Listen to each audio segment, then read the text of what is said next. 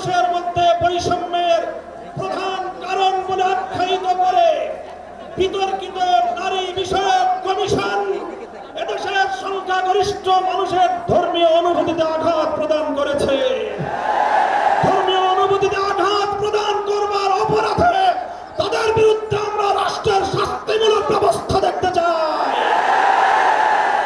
হেফাজতে ইসলাম বাংলাদেশ বলতে চায়, এই তথাকথিত পশ্চিমা ধ্যান ধারায় বিশ্বাসী বিতর্কিত নারীবাদীদের আদর্শ এবং দর্শন নয়, বরং হেফাজতে ইসলাম বাংলাদেশ ইসলাম প্রদত্ত আল্লাহর ঘোষিত নারীর ন্যায্য অধিকারে বিশ্বাসী। ইনশাআল্লাহ হেফাজতের সংগ্রামী মহাসচিব কর্মসূচি ঘোষণা করবেন। সারা বাংলাদেশ জুড়ে হেফাজতের নেতা কর্মীদেরকে আগামী মাসগুলোতে গোটা বাংলাদেশ জুড়ে নারীর ন্যায্য অধিকার আদায়ের জন্য মাঠে নামতে হবে। আমরা পরিষ্কার ভাষায় বলি, বাংলাদেশের স্বাধীনতার 53 বছরের মাথায় এসে সংবিধান সহ রাষ্ট্রের ব্যাপক সংস্কার কার্যক্রম শুরু হয়েছে। এই সংস্কার কার্যক্রম চলাকালীন সময়ে বহুত্ববাদের মতো বিতর্কিত একত্ববাদ বিরোধী কোন কনসেপ্ট বাংলার মানুষ গ্রহণ করবে না।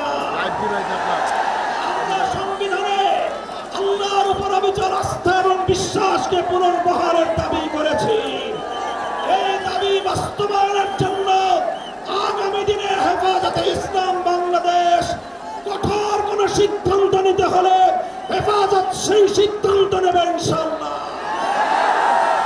পরিষ্কার ভাষায় বলি, ডক্টর ইউনূস সাহেবের সাথে হেফাজতের কেন্দ্রীয় নেতৃবৃন্দ অনেকবার সাক্ষাৎ করে বিনয়ের সঙ্গে আবেদন করেছি আমাদের বিরুদ্ধে ফ্যাসিবাদী আমলে দায়েরকৃত মিথ্যা মামলাগুলো প্রত্যাহার করেন।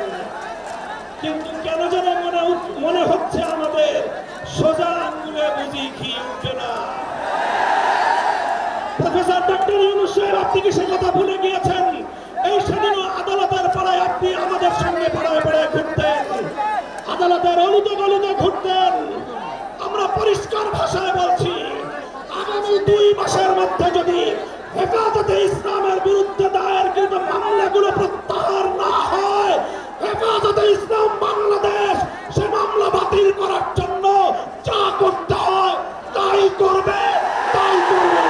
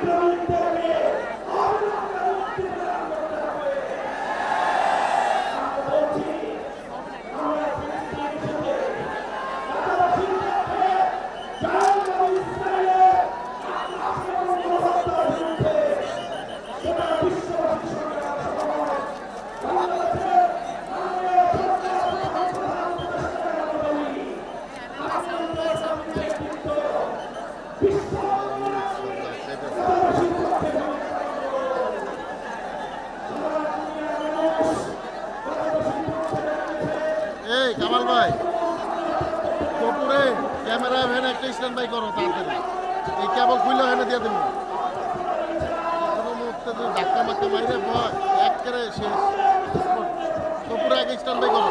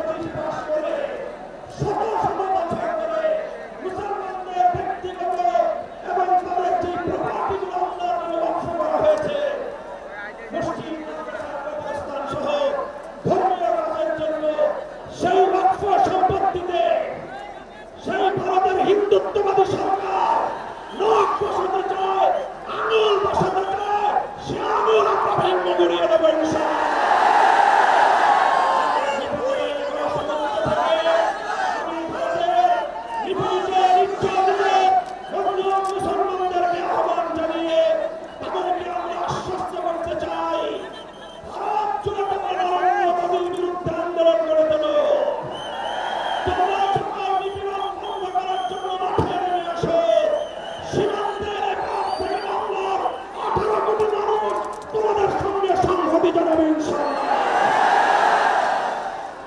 প্রিয় বন্ধুগণ, প্রফেসর ডক্টর ইউনূস শুধু দাবি করবে না, সকল মাসলাকের মানুষের পূর্ণ সমর্থন হেফাজতের প্রতি আছে। কারণ হেফাজত হচ্ছে বাংলাদেশে সর্ববৃহৎ ইসলামী অরাজনৈতিক সংগঠন। আজ আমি এই জনতার পক্ষ থেকে, বাংলাদেশের কোটি কোটি মুসলমানের পক্ষ থেকে হেফাজতের সম্মানিত আমিরের কাছে বলবো, হেফাজত রাজনীতিতে যাবে না, কিন্তু রাজনীতি নিয়ন্ত্রণ করতে হবে। 53 বছরের ইতিহাস আমাদের কলঙ্কিত। আলেম ওলামা, পীর মাশায়েখ আর মাদ্রাসা ছাত্রদের পবিত্র রক্তে পা রেখে তারা ক্ষমতায় যায়, আর ক্ষমতায় যে ইসলাম ও মুসলমানকে চ্যালেঞ্জ করে। এ সুযোগ আর দেওয়া হবে না। অনতি বিলম্বে বিতর্কিত নারী কমিশনের সমস্ত প্রস্তাব বাতিল করলেই হবে না। যে নারী নামের হিজড়াগুলো এই দুঃসাহস করেছে, গ্রেফতার করে তাদেরকে আইনের আওতায় আনতে হবে। আরেকটি বিষয় হচ্ছে, ডক্টর ইউনূসকে বক্তব্য পরিষ্কার করতে হবে। 16 বছর ভারতীয় আধিপত্যবাদের বিরুদ্ধে আমরা রক্ত দিয়েছি। সর্বপ্রথম সকল প্রকার শিরক, কুফর, রামবাম, নাস্তিক আর ভারতীয় আধিপত্যবাদ ও ফ্যাসিবাদের বিরুদ্ধে রক্ত উৎসর্গ করেছে শাপলা চত্বরে হেফাজতের আলেম ওলামা কর্মীরা। সেই আন্দোলনের আগ্নেয়গিরিতে 5ই আগস্ট ছাত্র জনতা আগুন ধরিয়েছে শুধু। অতএব আলেম ওলামাকে বাদ দিয়ে কোনো সিদ্ধান্ত মেনে নেওয়া হবে না। ডক্টর ইউনূস সাহেব পরিষ্কার করুন, মানবিক করিডোরের নামে বাংলাদেশকে ইন্দো প্যাসিফিক অঞ্চলে যুদ্ধের দিকে ঠেলে দিবেন না। আমরা ভারতকে সাহায্য করেছি। যদি আটলান্টিকের উপর থেকে কেউ আগ্রাসন করতে আসে, বাংলাদেশের প্রত্যেকটি মাদ্রাসা একটা ক্যান্টনমেন্ট হবে। সেনাবাহিনীর সাথে কাঁধে কাঁধ মিলিয়ে মাদ্রাসা ছাত্ররা দেশ রক্ষায় মাঠে নামবে। আগ্রাসী শক্তিকে বলে দিচ্ছি, আমার দেশের সবুজ লাল পতাকার দিকে যে চোখ তুলবে তার চোখ উপড়ে দেওয়া হবে। আমার বাংলার কোন 1 ইঞ্চি মাটিতে আগ্রাসনের থাবা বসালে সেই কালো হাত ভেঙে দেওয়া হবে। বিদায় লগ্নে আরো 3টি দাবি আমাদের পক্ষ থেকে। ব্লাসফেমি আইন করতে হবে, freedom of expression, freedom of speech. বাক স্বাধীনতার নামে ইসলাম বিরোধিতা যেই করবে তাকে আইনের আওতায় আনতে হবে। আমার দেশে অসংখ্য আলেম ওলামা, নিরীহ মানুষকে জঙ্গি তকমা দিয়ে কারাগারে রাখা হয়েছে। যদি বাবর সাহেব মুক্তি পায়, তাহলে যে সমস্ত আলেম ওলামা জঙ্গির মামলায় ভিতরে, তারা কেউ মুক্তি পাবে না। তাদের মুক্তির আগে সংস্কার না, নির্বাচন হতে দেওয়া হবে না বাংলাদেশে। আমার 7ম দাবি, হেফাজতের পক্ষে বাংলাদেশের সমস্ত মাসলাককে এক প্ল্যাটফর্মে আনা সম্ভব একটি দাবি আদায়ের লক্ষ্যে। সেটা হচ্ছে বাংলাদেশে কাদিয়ানীদেরকে অবশ্যই অমুসলিম ঘোষণা করতে হবে। হেফাজত যদি ডাক দেয়, তাহরিকে খাতমে নবুয়্যত সারা বাংলাদেশের মাসলাক আসবে। আমরা কাদিয়ানীদেরকে অমুসলিম ঘোষণার দাবি আদায়ে যদি জান ও মাল দিতে হয়, কারা কারা প্রস্তুত আছি। আখির দাওয়ানা আলহামদুলিল্লাহি রাব্বিল আলামিন। ওয়াসসালামু আলাইকুম ওয়া রাহমাতুল্লাহি তাআলা ওয়া বারাকাতুহু।